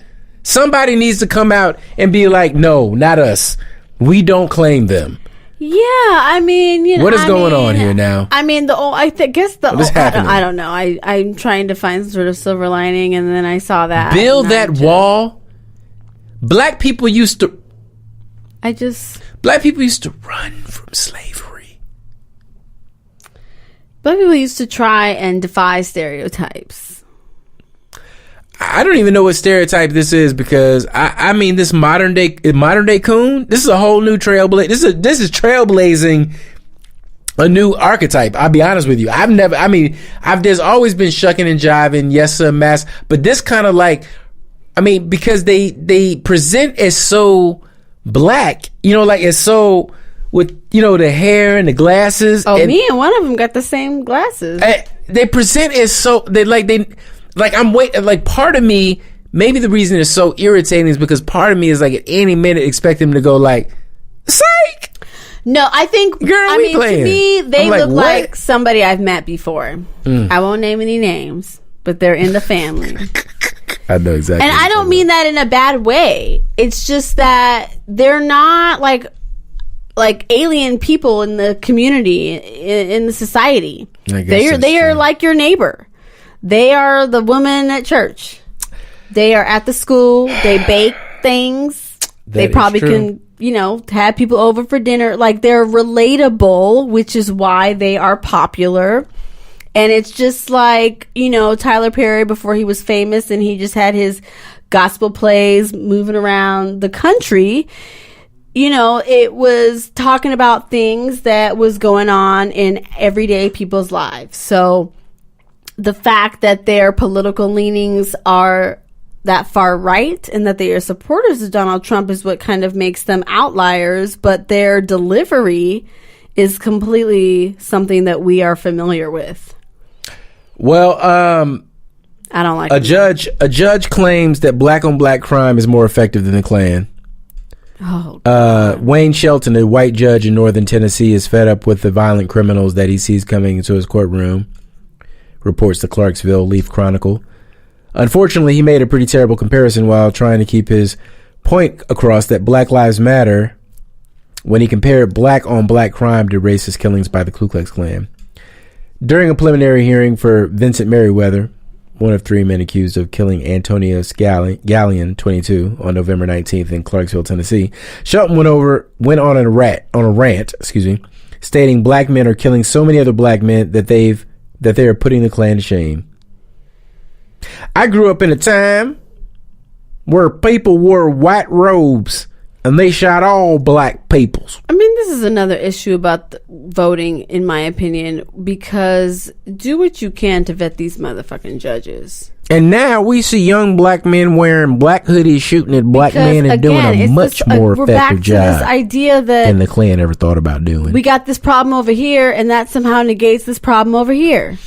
Black on black crime, is it a problem? Yes. And there are multiple communities and activists addressing it. Actually, there is no problem of black on black crime. That's a myth. There is a problem of crime. Well, and we commit in the crime. Sense that there's Latinx on Latinx crime, and white on white crime. Humans and commit Asian crime. on Asian crime. Humans commit 100% of crimes against humans are committed by humans. No way. 100% of people commit crimes against people. Yeah, again, like you this said, is the dumbest shit ever. This is the dumbest. Like the whole thing. Illegal immigrants murder your brother. My heart goes out to you, but it doesn't matter who killed your brother. People die. They're dead. And it is oftentimes at the result of a crime. It is criminal. It has nothing to do. The perpetrators need to be found with the origin and put away. The origin of the bullet. The origin of the bullet does not matter. What you don't get hit by the bullet and go, where did that bullet come from? That's not the first thought you have. And I mean, oh my God. Does it need to be said that maybe this white judge does not need to be offering his racist opinion on that aspect? Just give them the sentence. He probably thought he was saying some deep shit. Is the scary part is that he probably thought of it. He's from Tennessee, honey. He thought he was probably just progressive. Sentence them. He thought he was progressive. And then go. What happened to the day when you went home and talked that shit to your spouse? No more. Off the record. No more. No. The thing is that not a thing anymore? No. In the South, they've always been saying this shit out loud, but now there are cameras and people listening, and they're finally it's being held accountable, because this is how I grew up my whole life. You go to court and a judge will say any goddamn thing they want to say because they are literally the judge of you. Well, that's true. Again, to throw back to like the Torre or the Charlemagne or whoever, it's this thing that people have been saying in public for years. And now we're like, you know what? Actually, you can't really say that out loud. Like, you can't. Yeah, you can't. It doesn't make sense in the context of what we know now. And I think for people to continue to live and behave as if we are not in the day and age where social media and cameras and that type of record keeping abounds and is really driving the culture is just a level of cognitive dissonance that I don't understand. Like, you're literally living in a dream world. If you think you can say and do whatever the fuck you want and someone isn't going to tape you, and that potentially, more likely than not, someone will hold you accountable, and it may affect your job, your finances, your life. Like, I don't remember any names, but there was a guy who just yelled out the N-word, got taped, and now he lost his job, and he has the nerve to be like, oh my God, my life is ruined. Yeah, maybe you shouldn't have been yelling racist shit out of your car. Yeah, exactly. Like, why is that not a thought? Yeah, and ruined is relative, guy. Ed Buck, political activist. Ed Buck, political activist. I think that's a false headline. He is a donator. He gives a lot of money. I don't know about his activism. Fair enough. Ed Buck, self-described political activist, faces questions over the second. He gives a lot of money to the Democratic Party. Over the second dead black man found in his home. In his apartment in West Hollywood. So basically, about a year ago. Yep. A young man was found dead inside this man's apartment from a drug overdose, correct? Yep, that's right. That's right. Somehow, this man was not charged with a crime in any way. White. Sorry. And for the most part, everyone let it go. Now, a year later, a second black gay man has been found dead inside this man's apartment from, is it another drug overdose? Yeah, 100%. Okay. Yeah. And activists and journalists are saying, what the fuck? We have been telling you this mother is up to no good. He is targeting black gay men who work as escorts. Offering them drugs. Clearly. And bottomless putting supplies, apparently. And trying these like social experiments. And it is beyond comprehension. I mean, I guess it's not. I mean, well, what the fuck? it's this dark side of the liberalism thing. It's the dark side of liberalism where if they it's don't like, charge this motherfucker this time, it is. Yeah, well, it's like on one side you got, you've sort of got the, let me help black people. You guys have been done wrong, whatever. But on the other side, you got the, let me help black people. Well, you know what's what I'm crazy saying? too, I mean, or not crazy, it's just that, again, It's all color part of the same aside, shit. this motherfucker is just clearly a predator. Yeah, but what I'm saying is, like, in his mind, though, he feels like it's validated by the fact that he is contributing to the Democratic Party, and so by proxy, because the Democratic Party is the representative of black people, therefore he can go out and find these men of color. I think and also victimize. it just really points out that the people who are most on the margins, people who are working as escorts, trans, gay people potentially living with HIV, they are at risk. Right. Just to eat. To That's make right. money, to have shelter. They don't even. They would, and then They don't even exist right now, according to the federal government. There have been journalists who have been tracking this story with testimonies from black men who survived a night with Ed Buck, and Wow. the police never followed up. Surviving It didn't Ed Buck. become a media story, and here we are. I mean, this second death could have been prevented solely by charging him with a crime in the death of the first young man. There he is. Period. That's it. Period. That's it. Facts. That's it. So, I mean, it's like, where to march at?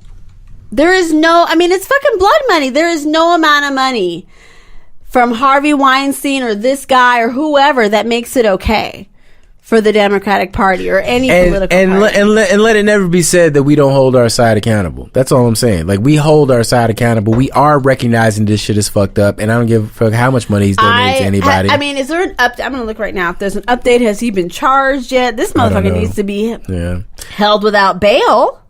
Please. While you're looking at that shit, Please? A poke restaurant manager attacks a black man. I don't even want to get into that right now. What? Oh, Kevin Hart says he won't be pressured into LGBTQ allyship. I don't even want to get deep into Kevin Hart. So many people have done such a great job. Do that. Yeah, I mean, I feel like so many other people have covered it more in depth. Basically, Ellen was like, let me throw him a bone. Did. And was like, hey, I call the academy. And we'll give you the job back. Yep. But you gotta basically be like LGBTQ, yay. Yeah. And he was like, you know what? That's not really who I am. That's not my vibe. That's not anything I'm gonna say. And essentially he's saying he doesn't want to play that game. Well, I won't back down. I mean, I will stand. I don't find fault with that, ground. honestly. No, I mean, is that the choice I would make? Is that the choice I think he should make? I think I find fault with it only because I find it hypocritical. If he says he thinks in his mind that he can stand on. Well, I'm all about positivity and I stand for positivity and I'm all I do is radiate positivity. It's like, well, in this particular instance, very clearly you are not. Like, you are hurting people and disappointing them and causing more harm than your stubborn, egoistic refusal to re-apologize. Like, how hard is that? If all they ever want to do is hear you do the greatest hits of "I'm sorry, I didn't mean it," goddamn right. I mean, how many kids are out there, like actual people, especially in the black community, who were abused or who were oppressed, ostracized, had to run away from home because of because of him giving cover, giving cover through his humor. Well, I'll say this. I don't think it's right what he's doing, but I'm saying it's hypocritical. I just he can't be the person he thinks he is and not be an ally. It doesn't cost him anything to just go. It just doesn't cost you anything. Apparently it does. It just doesn't. He feels like it costs him. You know who actually? Somebody said it. I think that I would hope. Fine, take your stance, but I would hope that again we would be willing to hold him accountable. That's all. I'm just saying. I want to believe. I want to believe that Kevin Hart is trying to be who he says he is, and I'm just saying that this ain't it, bruh. If you really are this pan-human, love everyone, total positivity, radiance, everybody live their best life, dude, then you have to be an ally to everyone, and being an ally to everyone means especially the oppressed and the discriminated against, and that includes LGBTQIA, even if that's a lot of letters to remember an acronym. Because he did not use it correctly when he addressed them. Anyways, I don't want to talk about that anymore. Let's talk about some yes, y'all. Cyntoia! Yay! Cyntoia is free. Or it's not free. You were going to school me on that, honey. Why is she not free? Woo! She's not free. She got clemency, but she's not free. She has been granted clemency. Okay. She will not be released until August of 2019. Why is that? Read today that the 7 months between now and then is going to be used to enroll her in various programs that will aid her in transitioning back to civilian life and to address the traumas that she has experienced and in theory give her the best opportunity to integrate into society. Now, why that but she got to still do it in prison? She can do it at a halfway house? That can't happen outside of prison or... Yeah. I don't know the details of whether or not she has family or support. And to some degree, I will say this, there's probably more money to put towards it in the prison system than there would be found outside of it, to be completely honest. Maybe so. It just seems it's just like I just almost wouldn't even want to fucking know until goddamn June. Don't tell me until June, and don't tell me I got clemency. Somebody come to tell me, hey, look, the governor pardoned you. Oh yeah, hell yeah, I'm strolling out. No. You got to roll. You got to hang out for another 6 months, but then you can feel free. We recognize that you're not guilty and that you're not really responsible or culpable for Yeah, no, I mean, it's weird to me. It just sounds weird to me. It's a very challenging yes, y'all. But I guess after the time served, I can only be happy that she will be released this year. I'm gonna say I'm actually, now that you told me that shit, I got my fingers crossed. I don't know what the fuck is gonna happen. No, I don't know either. Like I thought she was out the building having some chitlins right now with some family and friends. The way that all the podcasts, everybody else been fucking singing Stevie Wonder's version of Happy Birthday to Cyntoia. Like, this chick is out here free, living her best life, and she's still in goddamn prison. Nobody celebrates. Stop. Call this shit off. Everybody chill out for a minute, because we're dealing with white people. This is white people shit. This is American bureaucracy. This is the criminal justice system with Donald Trump involved in some. I don't know. I'm not sure about this at all anymore. God damn. I thought this was yes, y'all. I'm upset now. I don't like this. Okay, Cyntoia, I'm gonna pray for you now. That's what I'm doing. I'm praying. I hope you get out in August. I hope this whole thing is correct. You want to say anything about the Golden Globes? Does that matter? Regina King won again she won Best Supporting Actress for If Beale Street Could Talk. And she said some dope shit. She said some fly shit. She was like, I'm using my platform. Every project from here on out, I'm working towards 50-50, meaning 50% women working on the project, which I thought was great. I also thought that was dope. I like that a lot. I don't know what else happened. Fiji Girl. Really watch. Fiji Girl happened. I saw that. Ridiculous. I'm more into the guy who. Yeah, I'm not. Yeah. There was an article about black parents are increasingly opting and turning towards Afrocentric schools. The one in question was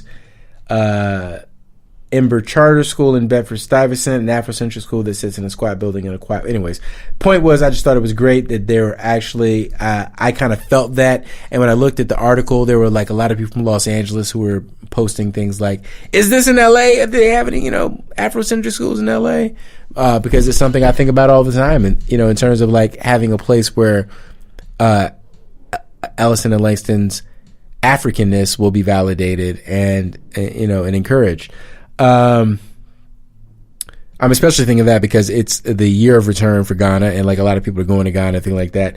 And I've never been to Africa, and I do kind of want to go. I want to go. Yeah, I want to go. That's it. I don't really have a qualification there. It's a year of return. Like it feels very warm. I felt a sincere warmth when I read that, and it was like the idea that there were Africans somewhere in Ghana who were sitting around and go, you know what we should do? Even if it's a marketing fucking scheme, it's like a great, hey, you guys should all come back to your birthright. Israel does it. It's very, it's very smart. People come over there. They have a good time. They get married. They meet people. They have babies. I think this is fucking smart, yo. Well, I thought, are we into Yes, Yes, Y'all? This is Yes, Yes, Y'all. Right. Well, I thought it was lovely. Boris Cujo and his wife, Nicole Ari Parker, took about 30 African-American Hollywood black celebrities back to Ghana. That's dope. And that's like amazing. Anthony Anderson was in the group, Jesse Williams, and I saw that he got awarded like some certificate with a special name, basically because of his work to bring African diasporans back to the homeland. Because Boris is half continental African. Yeah, it's interesting to note. My Instagram has been lit up with families who are taking family trips to Ghana. Apparently the trips are very cheap.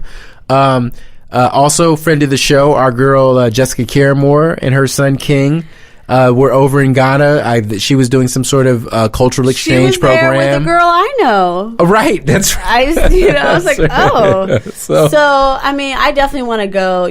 My number one travel destination is Jamaica. Obviously, we got to go to Jamaica first. Yeah, obviously. But right after, if it's not this year, at least by 2020, we need to go to Ghana and see the gate now, as they're calling it, the gate of return, as opposed to just the door of no return. Yeah, I was like, that's dope. I was like, I like this evolution of shit, man. It's like, this is Afrofuture shit, bro. I definitely want to go. I'm telling you, when I first put my feet down on Jamaican soil the first time I remember, because I've been going since I was a child, but the first time I remember, I was 14, and I just was overcome with emotion. Nobody told me anything. The second you are surrounded by black people, if you are a black person who born and grows up in America, the first time you step foot in a place and you are surrounded by black people, you will be overcome by emotion. I'm pretty sure I can go on record 100% and say whoever, wherever, however, you will. It's like when you saw Black Panther and you fucking start crying. Yes. And you're like, damn, I'm just watching a movie. You have never seen that. You didn't even realize you were so desperate for that type of representation and validation of your identity. You will be overcome. Look, I mean, to a very, very much smaller degree than what you're talking about, I still feel that way when I go back home to the South, because I don't know what the fuck y'all know, but the southeast of America is still the homeland of black people. Like, sure, yes, that in New York. Okay, I will say this: the first time I went to Silver Springs, Maryland, I went to the mall, and you know how when there's like a new store coming, sometimes they'll have like posters. Well, the year I went, they had like sketches on the wall, and the sketches were of black people, and it fucking blew my mind. You go like, as a Cali girl, I was like, oh my god. The people coming to the mall are black, are represented as black. That's right. No. So I completely understand. Yeah, there's a thing. There's a thing to it. It's about a thing. What else is happening? Elizabeth Warren declared her candidacy. Kamala Harris declared her candidacy. Kamala Harris is officially running? Yep. They're both in it. They are both in it. I mean, I'm going to pick her over Elizabeth Warren every time. And this is really why. Not that I subscribe to any of Trump's bullshit about Warren's claims to Native American heritage, but I will say this. The little that I know that Native American heritage is not something you claim because somebody told you that so and so and so and so was of such and such a tribe. Let me jump in because the article I specifically addresses it.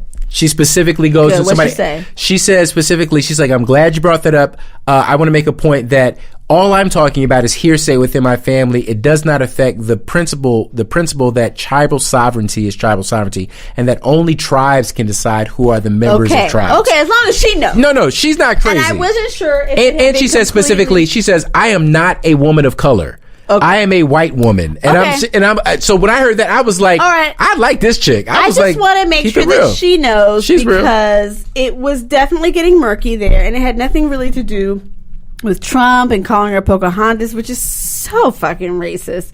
But it did seem murky because she had yet, as far as I could tell, been very clear in her understanding of the tribal sovereignty and how they determine who is native. Right.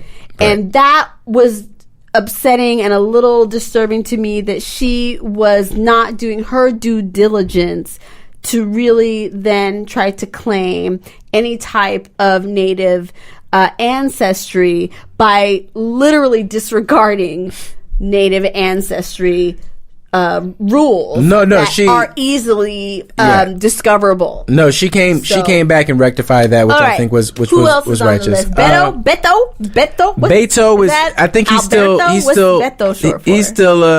still doing exploratory committees. He's still on that shit. Sure.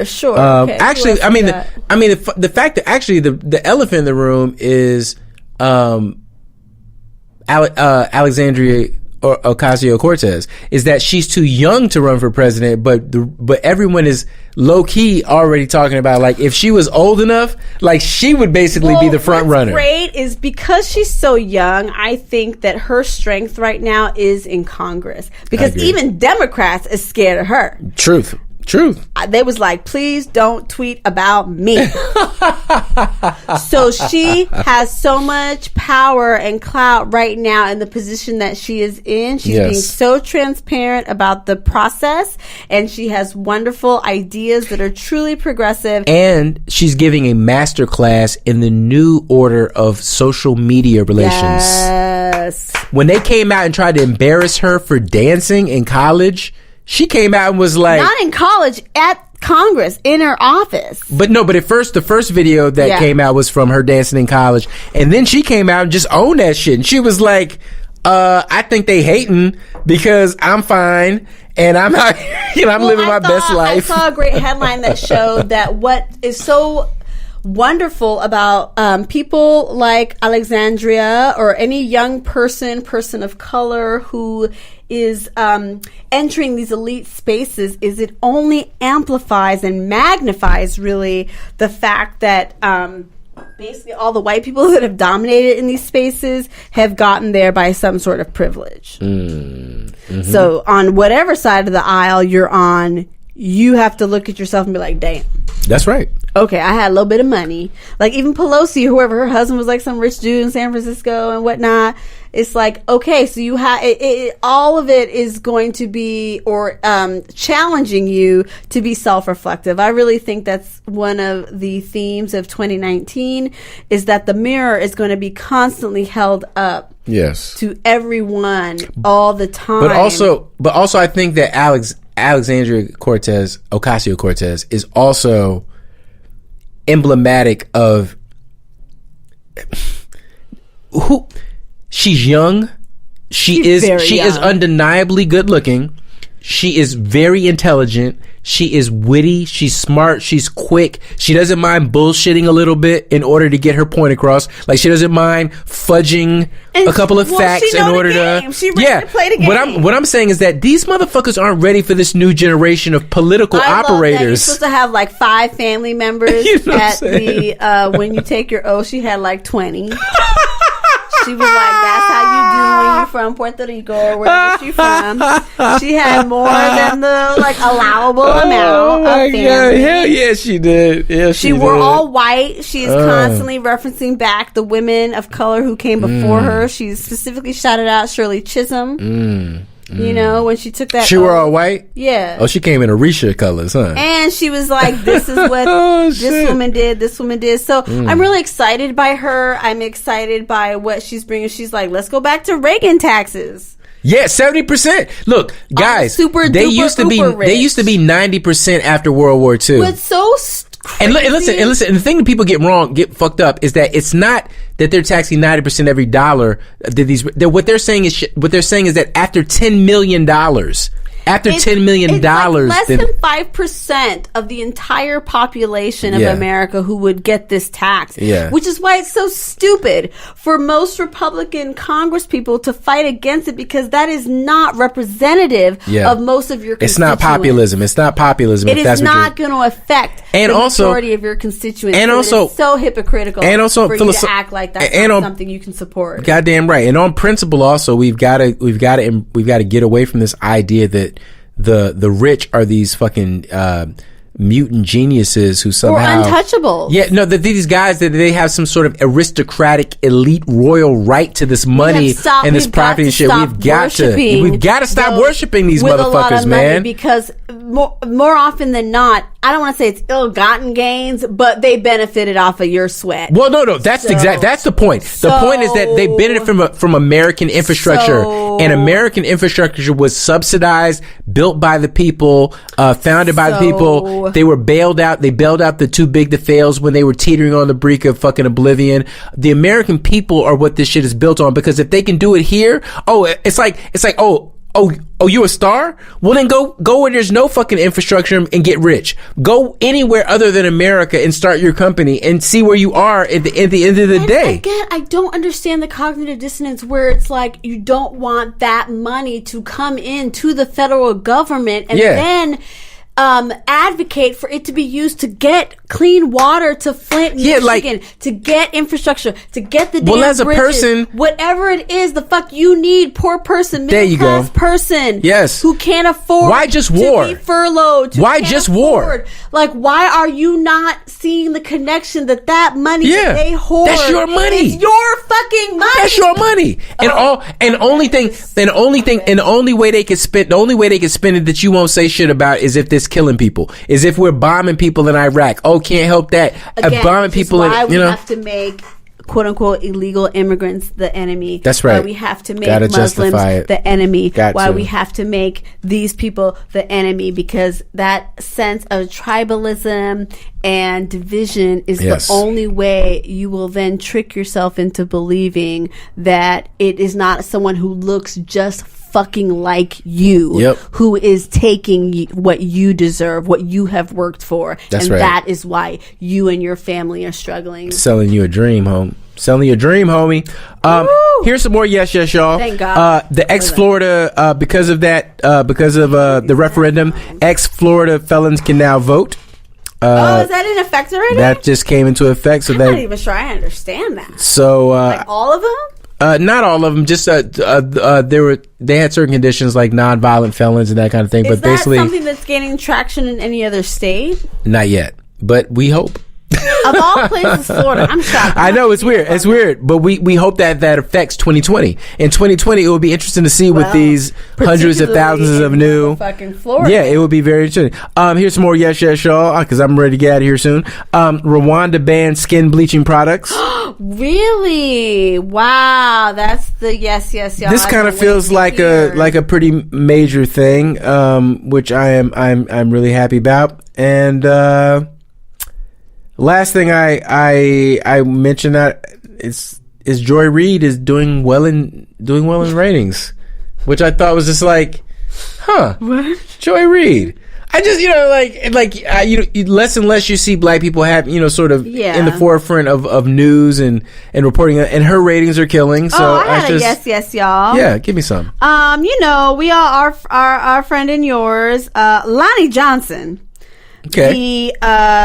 The Atlanta-based company behind the Super Soaker water gun and Nerf toy guns finally was awarded nearly $80 million in royalties from toy maker Hasbro Inc., according to the law firm King and Spalding. No. So he invented that Super Soaker, Hold on, let me look this up. He has said that they underpaid royalties from 2007 to 2012. What's his name? And Lonnie Johnson. Lonnie Johnson. And they said in arbitration, we got everything they asked for.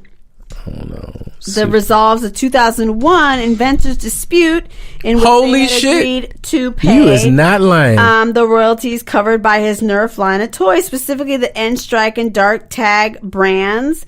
And they basically have violated a 1996 agreement to pay him royalties of 2% for three-dimensional products based on the appearance of the toy and 1% for two-dimensional visual representations. Wait a fucking minute. Hold on. Is there any I've read so much about this man, this black man inventing this, and it was like, oh, okay. You actually got your money though?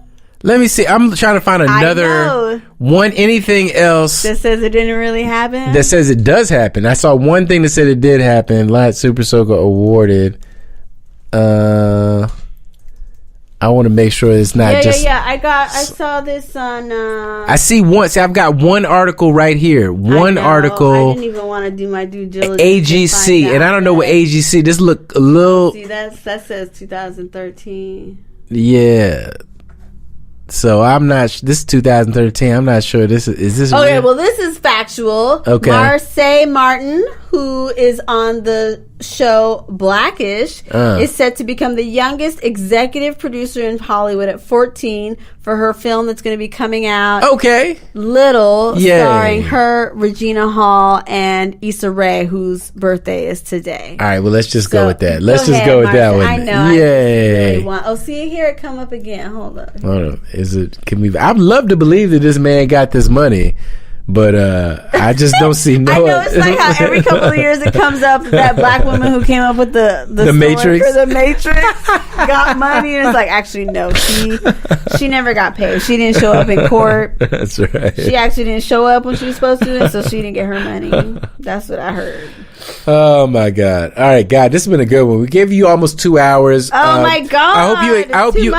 I hope you accept that as our apology for leaving you essentially hanging over the entire break. For the first quarter of 2019, just accept that it might be like somewhere between weekly to bi-weekly. I personally am taking the time that I need to do what the hell I need to do. Yes. Which sometimes is not this. It's true. I love y'all. I love talking with y'all. I love this, and I love the community that we are building. But I hope, and even if you don't agree, that you will support me in taking the appropriate amount of time that I need to do what I need to do to be my best self and live my best life and be present and happy and healthy for myself and my family and my friends. And that will extend to you guys, just not every week at Tuesday on 10. And we realize I think what we're saying is that we can't even do it during a weekday. Honestly, I think what we're seeing, and it's not happening. I think what we're basically realizing that we are the Lauryn Hill of podcasts, and like we but like, it's temporary, but when we show up, the show is good. The show is amazing. And honestly, the only way I can really do this is to maintain some semblance of authenticity. Yeah. And at this point, we ain't got no sponsorships. Ain't no money coming in. No. So there's really no motivator. There's to make us do it on a schedule. That part. So, the Black Guy Who Tips does a great. Their last show or two, they do a great spot on, like, they went to this conference in Charlotte with all these other podcasts. Yeah. And they were like, y'all, we the only ones making any money doing this. They were like, everybody was basically they were like, after the first couple of minutes, and it was like, hey, get to know, they were like, how y'all making money? Like basically everybody just was asking them that. And it's like, but they've been doing it for 10 years. They do it every single day. They're putting out so much content that isn't even free, that's behind a paywall, and it's like, and I support it's free that content. Completely, yeah, it's amazing. And that is not what we're doing, and that's not what we're doing. Nowhere even close to what we are able to do. That's not even the point of what we're doing. Like, exactly. I work a 50-hour-a-week job. I'm always thinking about my job. I'm working part-time. Yeah. I'm also an actor. With I am 2 a mother young with babies, 2 children. Kids, yes. I help care for my mother. Yes. You know, I have other meaningful, like, I'm not justifying it to you. We're just laying it all out there. Yeah. So you're an artist. You're out there doing auditions. You're doing a lot of stuff. I want to continue to do this with joy and presence. And the way I can do that is to not force myself to do it when I really don't want to. And y'all don't want that, Mel. Y'all don't want that. And that's not healthy boundaries. Y'all have boundaries. Exactly. That's like my buzzword. Boundaries. So what I'm saying is that exactly. I'm just saying lay off Lauryn Hill, okay? She's doing the best she can. Yo, she got like 6 kids. I'm saying, I don't know how she ever does anything. The fact she's even thinking about y'all is amazing. Okay? So, all right, I'm excited that we started this at 7. Yes. And we're done still before relatively 10. Usually we're not even starting till 10:30. So this was my dream. Over the moon. This was my dream, honey. This is the way it should be. I mean, I would all right, so tell them where they can find you and stuff. So let's get out of here. I'm so tired. I am on the gram. That's where I spend way too much of my time. And my handle is Melissa K, spelled out Kay Anderson. I'm also on Twitter, trying to use it. Melissa K says. We've got a Whip with Kids, IG, Twitter, and Facebook. Pretty active. Yep. And SoundCloud. We're on Spotify. Yeah, we're on all the podcast things. And we're on iHeartRadio now. It's going to be a good year, guys. Yeah, we're going to continue. We're like for being slackers and like with the podcast and stuff. I'm not a slacker. I know. I'm joking. I'm totally joking. Like for putting the podcast out as little as we do, we're on like every goddamn platform. Like we get hundreds of spins per podcast. Every time we put it out, and we appreciate it very, very much. I know that's not a lot compared to some of the bigger podcasts, but we don't do any promotion anymore. Honestly, I never really think about the other podcasts. Like, there's no rivalry and none as whatsoever. Of today, I still don't feel competition. Like, what are we competing for? Sponsorship? None whatsoever. I mean, I guess bragging rights, but I don't even feel that anymore. You know what? I don't even brag. I'm supposed to brag about No, I'm perplexed constantly that the fact that there's more than 100 people that want to listen to us talk about anything. Anytime somebody I know in real life is like, yo, I listened to the podcast. Like, really? I am genuinely surprised and honestly appreciative and grateful. They brought it up at my job. At my job, when they gave me at work, they were like, oh, wait, and also he's a podcaster with his wife, blah, blah. Oh, did I tell you my boss invited us to his wife's birthday party? Yeah. Carrie? Yeah. He said, we have to go. I like her. I know we have to go. He said he had 12 invites, and we are one of them. I think I'm definitely getting the promotion. I think I feel special. No, well, once we found out that me and her are friends with a person that we both adore, it was a lot.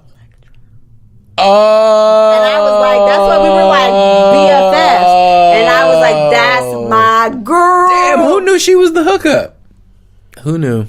We totally sidetracked there. Are we going to do any shout outs or anything like that? I guess that's a good thing to do. That's a good thing to do. That's a good thing to do. Let's shout out. Share the love. And you always, whether or not they reposted, we love the Black Guy Who Tips, obviously. Y'all got the We Come From Bad News podcast. Yes. Damn, we grown. Damn, we grown. Yes. Shout out to Mike and Tiff. Yes. And 1000%. I mean, who else got a podcast? Just Say Words. Okay. Nika. Still doing the damn thing. Two Squares podcast. Mix the old head, whoever you are. I like your name, the John though. Effect podcast. I mean, I really appreciate some of these names. I think there was they're catchy. What is the White Pants Society? I've always really been perplexed by that one. Tactless Know It All. Shout out, friend of the show from We Come From Bad News. Talk It Out. We love them. We got to have them back on the podcast. Yeah, there was okay. This year, I'm going to actually reach out to some of y'all and actually have you on the podcast. We're going to do it on the weekend so we can actually join. The Black Guy Who Tips already said. Rod already said he'd be on the podcast. No, I'm still in contact with him. We'll figure it out. I don't know. I mean, whatever. Also, you know what? I just want to say for the record that my Off the Page with Melissa it's okay. It's not dead. I just never said it was going to be a weekly thing. And again, I would much rather act. Again, I mean, you're funny. This is maybe another conversation for another podcast, but this year especially, I want to show, not tell. So rather than talk to people doing really creative things, I want to be doing creative things. And I have some other things backlogged a little bit before I can then get to this really cool new creative thing. And I have a great guest in mind. I haven't even talked to her about it yet, but I am pretty sure I can secure her. I want to get one of the founders of the theater company that I've been working with. Hell yeah. She is a great brilliant actress and director. And the fact that she ran a primarily African-American theater company here in Los Angeles for 25 years, going into their 26th year, is really special. And I cannot wait to work that conversation and find and pick her brain and really hear about her journey as a Black actress here in Hollywood, spanning multiple decades. And totally random, but if for some reason you were interested in seeing me in a play and you missed it last October in the response You're the Woman, we coming back in 2019. We're gonna have another run of the play in April, so stay tuned for that. And that's it. All right, guys. Finally, I think that's enough. All right. More than enough. Thank you guys for listening. Oh, man, you're the best. Being with us. Yes. It's amazing. We appreciate you. Please, I hope you get something from it and it spurs some conversation, some self-reflection, some boundary drawing, some accountability, something that improves your life, some self-care, all the things. Boundaries. So, all right. That's it. That's all I got. Peace. Stay woke.